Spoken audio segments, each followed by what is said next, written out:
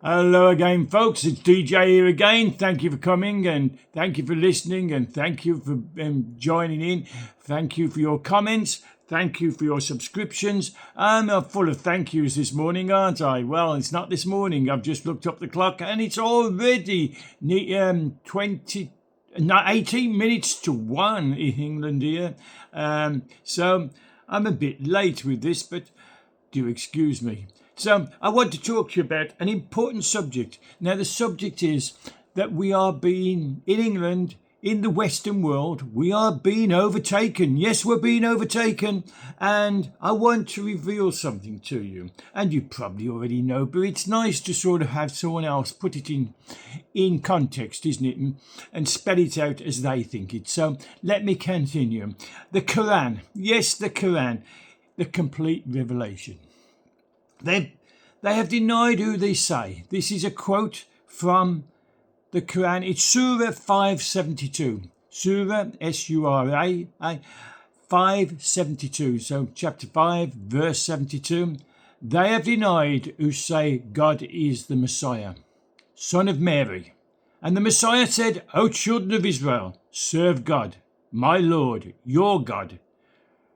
Whoso ascribes a partnership to God, him has God forbidden the garden, and his shelter is the fire, and for wrongdoers there is no help. Now, God is the Messiah. The Christians believe that Messiah is Jesus, Yeshua. He came down, he was the son of Mary, a virgin, and he went back up after his 3.5 years service on earth, telling us the gospel of the kingdom of God. He ascended back to heaven to be with God. And so this verse, and I'll repeat it slowly, they who have denied that God is the Messiah, son of Mary. And the Messiah said, O children of Israel, serve God, my Lord, your God. Whoso ascribes a partnership to God, so whoever's saying that Jesus is a God and is in partnership with the Father, they're saying God forbids them entry into the garden, which they're talking about heaven, and entry into, and their shelter will be the fires of hell. And the wrongdoers, they're going to get no help. And that's Surah 572. Now, another English language translation may have it a little better, and they have certainly disbelieved. You see, the others denied, but now we're saying they have certainly disbelieved who say Allah is the Messiah, the son of Mary. While the Messiah has said, O children of Israel, worship Allah, my Lord and your God. Indeed, he has associated others with Allah, and Allah has forbidden him paradise. His refuge is the fire. Okay? Now I find it incomprehensible when so-called Christian churches, organisations, hold joint services with Islam, when councils in England host an Islamic prayer before commencement of council proceedings, when our King of England, Great Britain, King Charles, and the Commonwealth as designated human head of He's designated as the human head of the Church of England, holds joint religious services with a religion that denies Christ is the Messiah, that Jesus is the Messiah. And still, they all feel they're living a Christian style life while serving two masters. Surah 9:26, another surah. I'm going to go through a few of these surahs now to show you what's going on in England and in the Western world. Surah 9:26.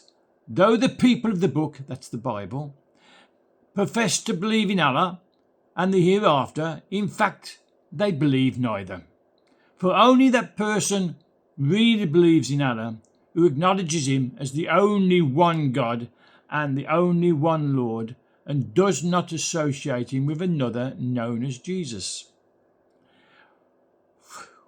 Whatsoever is being, in his characteristics, in his rights, and in his powers and in his authority. Well, Jesus claimed all those rights and authority under the God. So he's saying that's wrong. The Bible says that. The Quran is saying this is wrong. This is Surah 9:26.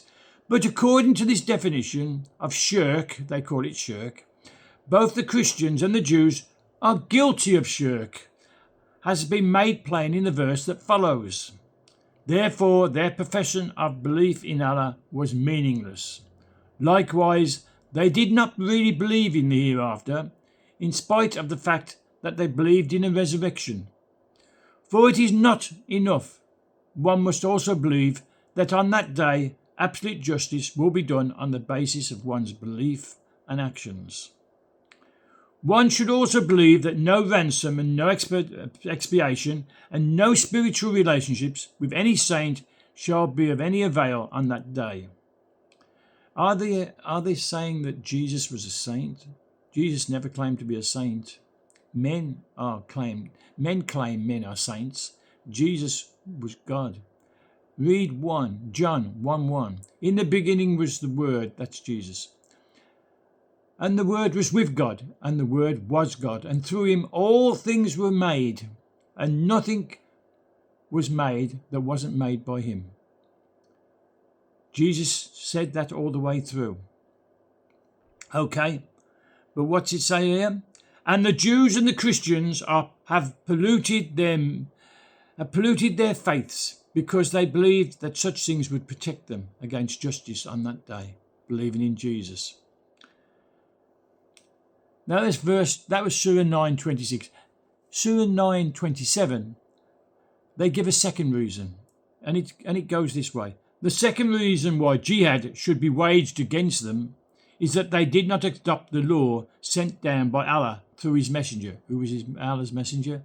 Mohammed, the murderer, the rapist of a young 9-year-old girl, the rapist of Salome, that he raped after murdering her husband and her father, and then immediately took her back to his home and raped her continuously overnight, boasting the next morning he had the virility of 10 men.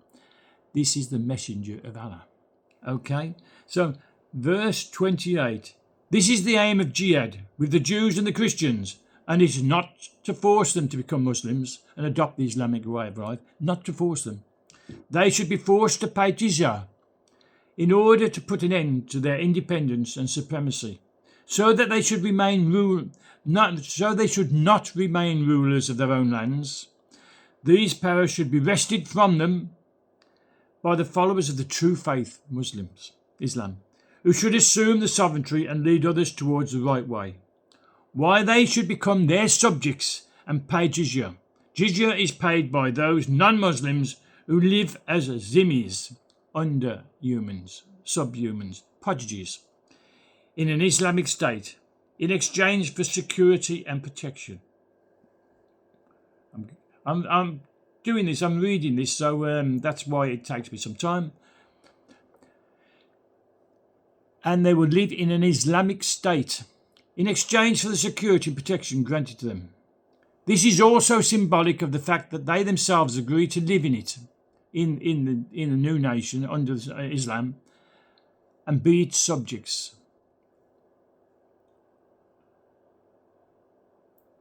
They're taking over the nations. Okay, but I haven't finished what they've got to say, because it says, at first this command applied only to the Jews and Christians. Then the Prophet, peace be upon him, himself extended it to the Zoroastrians also, and after his death, Muhammad's death, his companions unanimously applied this rule to all non-Muslim nations outside of Arabia. So what is jihad? It is by definition a struggle to create an Islamic world caliphate, to put only Islam as the world's, mankind's religious belief, even by the sword or compulsion, and those who do not succumb to the belief shall be taxed, and that they agree to live under by compulsion, Islamic law and Sharia law. That is what we're opening up for ourselves in Britain today. The Western world has already agreed to allow Islamic beliefs to live alongside our own cultures and beliefs. We have invited them in, welcomed them in. We have allowed illegal Islamic peoples to breach our national borders, given them housing in hotels, in posh hotels, expensive hotels. We've given them food, money, bicycles, driving lessons, free education, free access to leisure facilities, and a big welcome. And in return, many have repaid us by raping, robbing, abusing, committing violence against us, and instilling fear among our young girls and women. You can't deny it. Our police service has pandered to them until we perceive the service they offer us as a two-tier service, with the police becoming not a service anymore, but a force against us. They like being called the police force and not the police service. Two different words, two different meanings completely. Our governments are enforcing the Islamic jizya tax upon us in order to pay for all these perks Islam receives from us, the accommodation. It has become obvious that rape of our young girls and our young boys in some cases was covered up by the police, the councils, the politicians, and even the social services authorities. Why did they cover them up? To protect the identities of the Islamic fraternity at the expense of the majority of our British people and our families. The aim of Islam is being furthered swiftly. It is he who has this sent his message with guidance. I'm going to quote from another surah. This is surah from the Quran, and it's chapter 9, verse 33. It is he who has sent his messenger with guidance and the religion of truth to manifest it all over all religions, all nations, although those who associate others, Christ, with Allah dislike it. This world has gone stupid. It has gone absolutely stupid. We've got our king having services with Muslims. We've got some of the churches inviting Muslims to take part in joint services. Muslims who say that Christians should be put under, taxed, and forced to change because they believe that Jesus is God and Jesus is the Son of God. And Muslims say God doesn't have a child, he cannot have a child. So they are at opposite ends of the spectrum, the religious spectrum. Yet so-called Christian churches, Catholic churches, Protestant churches, Church of England, Baptist, Methodist, you name them, they're inviting them in to joint services.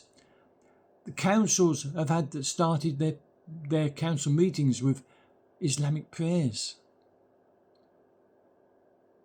And they're against us. They're against our culture. They're against our religions. They're against our way of life. They're against our young girls. They treat them as their sexual slaves. It's all wrong. It's all wrong. But we're putting up with it. We're not only putting up with it, we're inviting it in. And when these immigrants, these illegal immigrants, these Muslim immigrants that come on their inflatable dinghies, their boats across the channel, do we send them back? Do we stop them? Do we protect our borders and stop them landing? No. We allow them to land. We put them in hotels. We feed them. We clothe them. We give them pocket money. We give them bicycles. We allow some of them to go out and work, even though it's illegal, according to British law. But it's going on. And then when they commit their atrocious crimes against our young girls, we cover it up.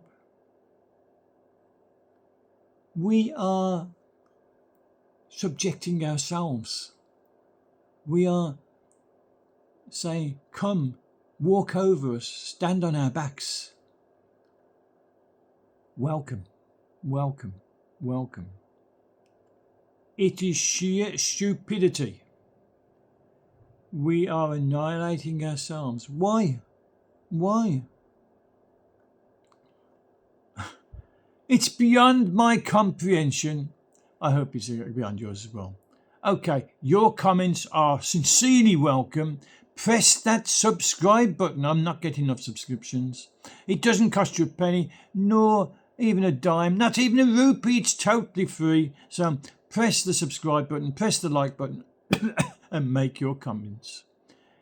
In the meantime, be safe, be good, and I'll see you in the next one. So until then, bye from DJ. Bye.